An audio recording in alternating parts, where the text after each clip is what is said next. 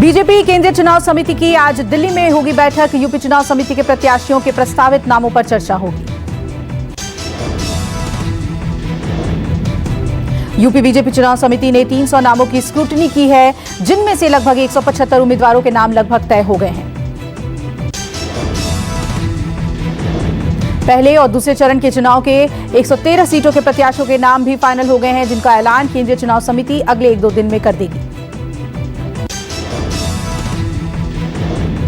बुधवार को दिल्ली में हुई बैठक में केंद्रीय मंत्री अमित शाह, यूपी सीएम योगी आदित्यनाथ, चुनाव प्रभारी धर्मेंद्र प्रधान मौजूद रहे। बीजेपी में मंत्री विधायकों के इस्तीफे की लगी झड़ी के बीच आलाकमान अब ज्यादा सिटिंग विधायकों की टिकट काटने के पक्ष में नहीं है। पश्चिमी यूपी में बीजेपी इस बार जाट समुदाय को ज्यादा सीट देने पर विचार कर रही है, ताकि सपा रालोद गठबंधन को बेअसर किया जा सके। दिल्ली में कांग्रेस केंद्रीय चुनाव समिति की बैठक होगी। सोनिया गांधी की अध्यक्षता में होने वाली बैठक में पंजाब चुनाव के प्रत्याशियों पर चर्चा होगी। दिल्ली में उत्तराखंड कांग्रेस स्क्रीनिंग कमेटी की भी बैठक होगी, जिसमें आगामी चुनाव को लेकर उम्मीदवारों के नाम पर चर्चा होगी। यूपी के सीएम योगी आदित्यनाथ से अयोध्या से चुनाव लड़ सकते हैं। पार्टी आलाकमान ने राम मंदिर निर्माण और हिंदुत्व फैक्टर को देखते हुए यह फैसला किया है। योगी के मथुरा से चुनाव लड़ने की अटकलें लगाई जा रही थी। राज्य के ऊर्जा मंत्री श्रीकांत शर्मा को ही दोबारा मथुरा से टिकट मिलने की संभावना। दिल्ली में बीजेपी और उसके सहयोगी दलों की अहम बैठकें हुई। मीटिंग में यूपी चुनाव को लेकर सीट शेयरिंग पर चर्चा हुई। बीजेपी मुख्यालय में गृह मंत्री अमित शाह ने निषाद पार्टी और अपना दल प्रमुख से अलग अलग मुलाकातें की। निषाद पार्टी प्रमुख संजय निषाद के बेटे प्रवीण निषाद के साथ शाह मिले। अपना दल प्रमुख अनुप्रिया पटेल अपने पति के साथ बीजेपी दफ्तर पहुंची। बीजेपी और उसके दोनों सहयोगी दलों के बीच फिलहाल सीट शेयरिंग के फॉर्मूले पर सहमति नहीं हुई है।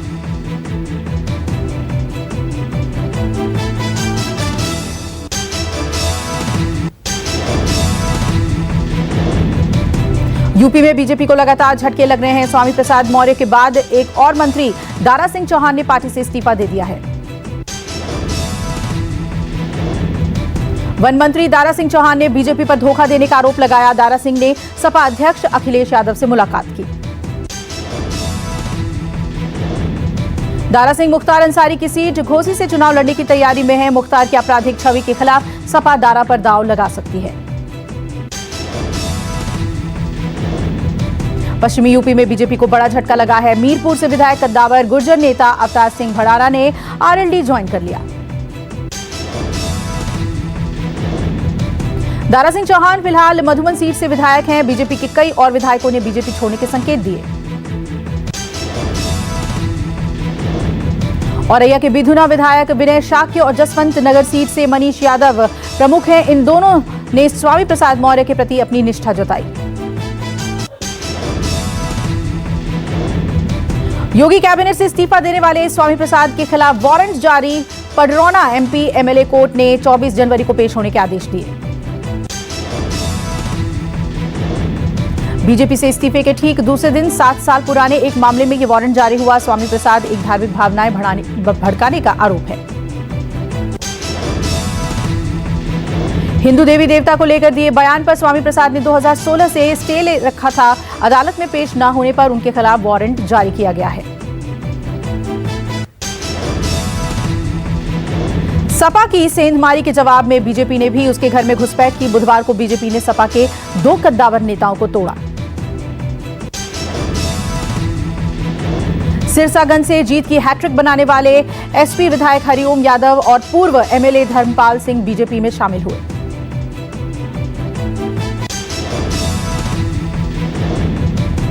बीजेपी ने कांग्रेस विधायक नरेश सैनी को भी पार्टी में शामिल किया। सैनी सहारनपुर के बेहट से विधायक हैं। बलिया से बीजेपी विधायक रोमी साहनी ने पार्टी छोड़ने की खबरों को अफवाह बताया। कहा, मोदी और योगी को छोड़कर मैं सिर्फ शमशान ही जा सकता हूं। बलिया विधायक ने समाजवादी पार्टी ज्वाइन करने की अटकलों को कोरी बकवास बताया।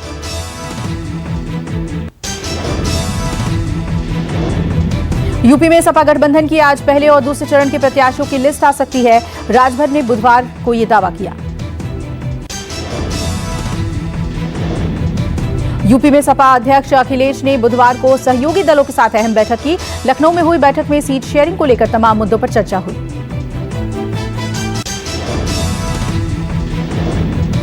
अखिलेश ने सीट बंटवारे का डबल डोज फॉर्मूला बनाया है, जिसके तहत सहयोगी दलों के कुछ प्रत्याशी साइकिल के चिन्ह पर लड़ेंगे।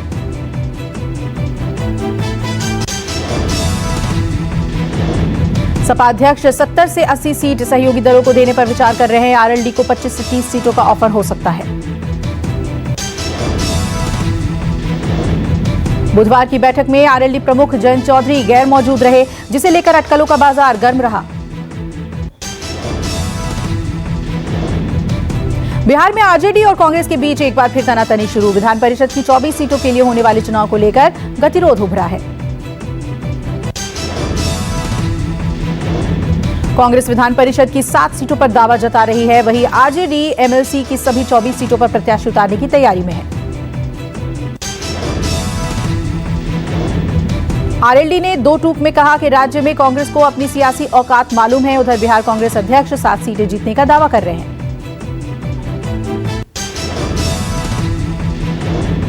दिल्ली सीएम केजरीवाल को चुनाव आयोग ने नोटिस भेजा। 15 जनवरी तक प्रचार पर लगी रोक के बीच केजरीवाल ने बुधवार को डोर टू डोर कैंपेनिंग की थी।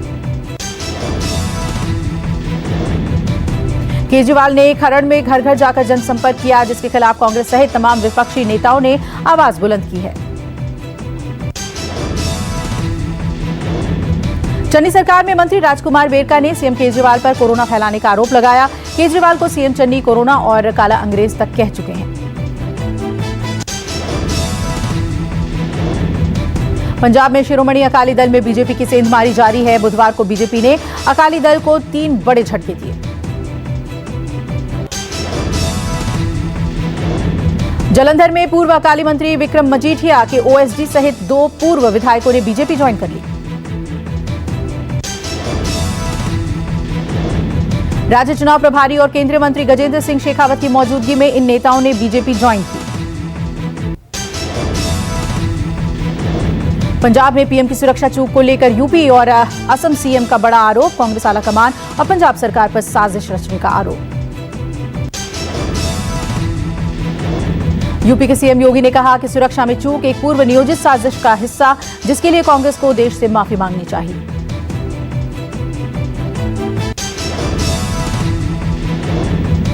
असम के सीएम हेमंत बिस्वा शर्मा ने कांग्रेस आलाकमान और राज्य सरकार ने पीएम की हत्या की साजिश रची, ऐसा कहा और चन्नी की गिरफ्तारी की मांग की।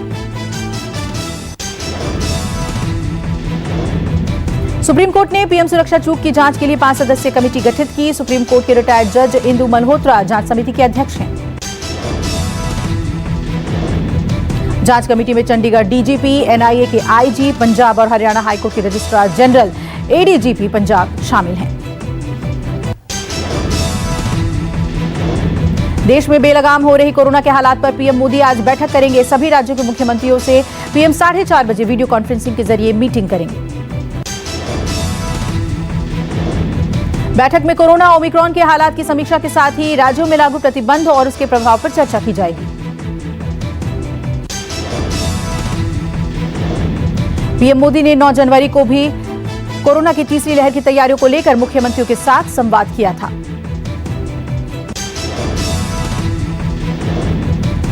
बैठक में प्रधानमंत्री ने स्थानीय स्तर पर स्वास्थ्य व्यवस्था मजबूत करने के साथ ही वैक्सीनेशन ड्राइव तेज करने के निर्देश दिए थे। देश में कोरोना की तीसरी लहर के बीच बुधवार को पहली बार 2 लाख से ज्यादा केस आए। पिछले 24 घंटे में 2,45,000 नए मरीज सामने आए।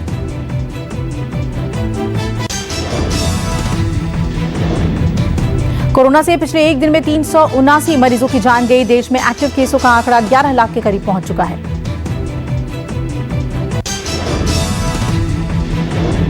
राजधानी दिल्ली में बुधवार को कोरोना विस्फोट हुआ। पिछले 24 घंटे में दिल्ली में 27,561 नए मामले आए। दिल्ली में 24 घंटे के अंदर 40 लोगों की मौत भी दर्ज की गई। राजधानी में पिछले 4 दिनों में 97 मरीजों की जान जा चुकी है। दिल्ली में एक्टिव केसों का आंकड़ा 87,000 के पार जा पहुंचा है। कोरोना संक्रमण की रफ्तार भी 26% पर पहुंच चुकी है।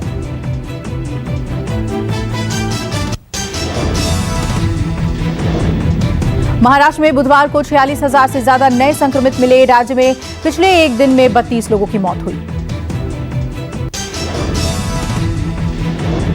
महाराष्ट्र में एक दिन में नए केसों के 12,000 का उछाल देखने को मिला। राज्य में एक्टिव केसेस का आंकड़ा 2.5 लाख के करीब पहुंच चुका है। मुंबई में 4 दिनों की नरमी के बाद बुधवार को फिर कोरोना केस में बढ़ोतरी देखने को मिली। बुधवार को शहर में 16,420 नए केस सामने आए और 7 मरीजों की गई जान। पश्चिम बंगाल में बुधवार को 22,000 से ज्यादा मामले आए। पिछले 24 घंटे में 23 मरीजों ने राज्य में दम तोड़ा।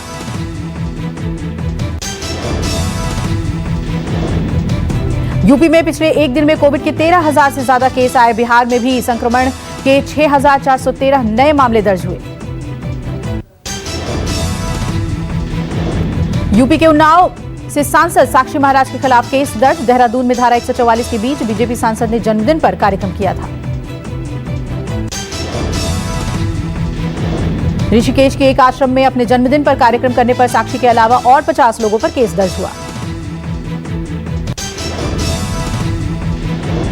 उत्तराखंड में कोरोना की वजह से धारा 144 लागू है। पूरे राज्य में रेलवे स्टेशन, बस अड्डे के अलावा एक जगह 5 लोगों के जमा होने पर रोक है।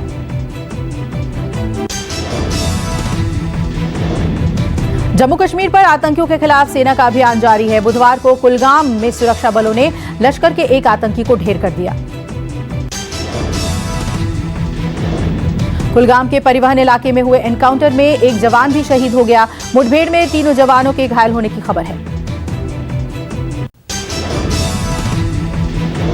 राजस्थान के अलवर में नाबालिग बच्ची से रेप का मामला। जयपुर के जेके लोन अस्पताल में हुआ ऑपरेशन, बच्ची की हालत स्थिर। करीब 8 डॉक्टर की टीम ने किया ऑपरेशन। 6 से 7 महीने के बाद फिर हो सकता है ऑपरेशन। होश में आने के बाद काउंसलिंग की जाएगी।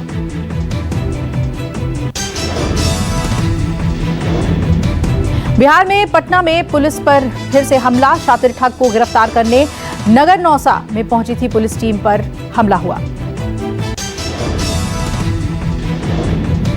हमला शातिर ठग के परिजनों ने किया। घटना में नगर नौसा थाने के पुलिस अधिकारी गणेश राय गंभीर रूप से हुए घायल।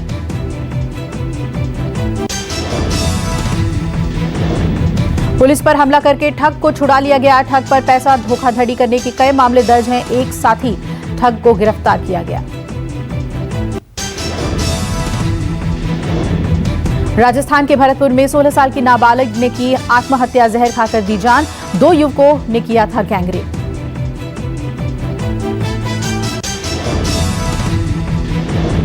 पुलिस ने नाबालिग के शव का पोस्टमार्टम करवाकर शव परिजनों को सौंप दिया है। परिजनों ने 2 युवकों के खिलाफ गैंगरेप की शिकायत दी।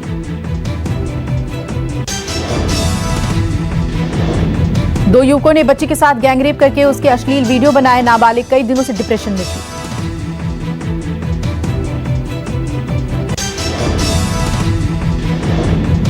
गुजरात के नवसारी में प्रेम प्रसंग में एक महिला का हंगामा। महिला की टाउन पुलिस थाने की छत पर चढ़कर कूदने की कोशिश।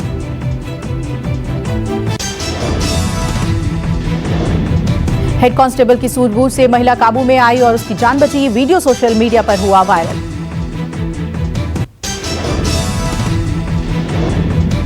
केपटाउन टेस्ट में तीसरे दिन का खेल खत्म होने तक भारत ने 70 रनों की बढ़त ले ली है। भारत की दूसरी पारी में 57 रनों पर 2 विकेट गिर चुके हैं। भारत की पहली पारी में 223 रनों के जवाब में मेजबान साउथ अफ्रीका की टीम 210 रन ही बना सकी।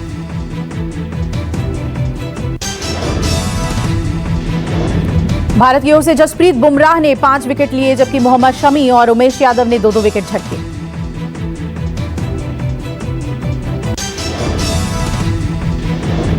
बुमराह ने टेस्ट क्रिकेट में 7वीं बार एक पारी में 5 विकेट लिए हैं। कप्तान कोहली 14 रन और चेतेश्वर पुजारा 9 रन बनाकर क्रीज पर हैं।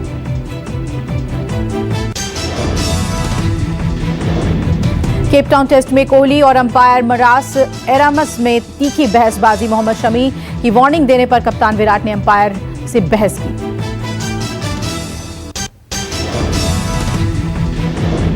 दुनिया में कोरोना और ओमिक्रॉन से हाहाकार मचा हुआ है। बुधवार को दुनिया भर में 27,72,000 नए संक्रमित मिले।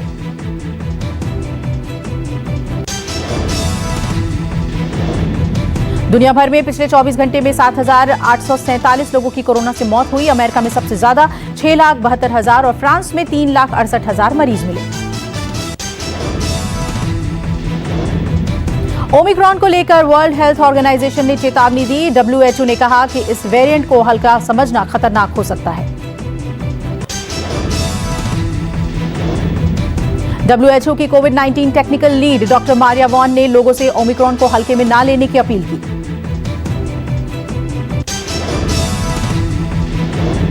डॉक्टर मारिया ने बताया कि ओमिक्रॉन इम्यून सिस्टम को धोखा दे सकता है। ओमिक्रॉन पेशेंट के अस्पताल में भर्ती होने के आंकड़े लगातार बढ़ रहे हैं।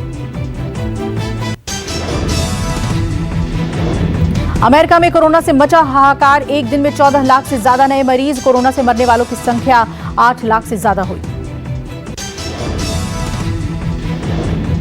फ्रांस में 24 घंटे में कोरोना के 3,68,000 से ज्यादा नए मरीज। सरकार ने लोगों को बूस्टर डोज लगाने की अपील की। ऑस्ट्रेलिया में भी बेकाबू हो रहा है कोरोना। एक दिन में 34,759 मामले आए। फिर भी बच्चों को वैक्सीन लगवाने के लिए लोग तैयार नहीं। ब्रिटेन में नहीं थम रहा कोरोना का कहर। 24 घंटे में 1,20,000 नए मरीज आए।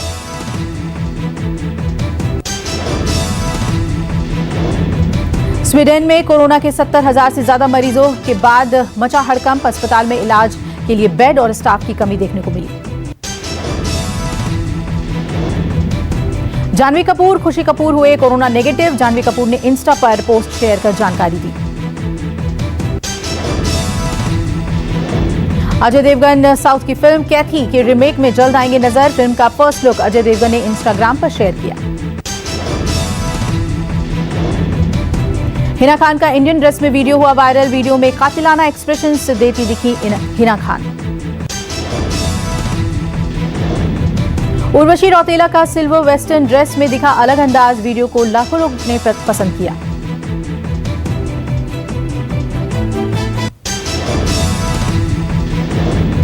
उत्तरी चिली के एक्विक में 100 घरों में लगी भीषण आग। आग लगने से 300 परिवारों के घर हुए जलकर खाक। पेरिस में मेडिकल सेक्टर के कर्मचारियों ने हड़ताल की। बेहतर मेडिकल व्यवस्था के लिए कर्मचारियों ने सड़क पर उतर के सरकार के खिलाफ जमकर नारेबाजी की। डेनमार्क की राजधानी कोपेनहेगन में हजारों लोगों ने कोरोना नियमों के खिलाफ किया प्रदर्शन। प्रदर्शन के दौरान लोग सरकार पर भड़कते नजर आए। जर्मनी में लोगों ने मास्क न लगाने पर सरकार के खिलाफ जताया विरोध। पुलिस उग्र प्रदर्शनकारियों को बैरिकेडिंग से काबू करती दिखी। कैपिटल हिल में बर्फ जमने से बच्चों ने की स्केटिंग। वीडियो सोशल मीडिया पर हुआ तेजी से वायरल। आयकर विभाग ने टैक्स पेयर्स के लिए आईटीआर भरने की तारीख बढ़ाई। बिना जुर्माने के 15 मार्च तक दाखिल कर सकेंगे आईटीआर। खाद्य तेलों की कीमतों में आई गिरावट। देश भर में खाद्य तेलों में 5 से 20 रुपए प्रति किलोग्राम की भारी गिरावट आई। वैक्सीन की दोनों डोज लेने वाले यात्रियों के हवाई सफर में मिलेगी छूट। गो फर्स्ट एयरलाइन अपने ग्राहकों को दे रही है सुविधा।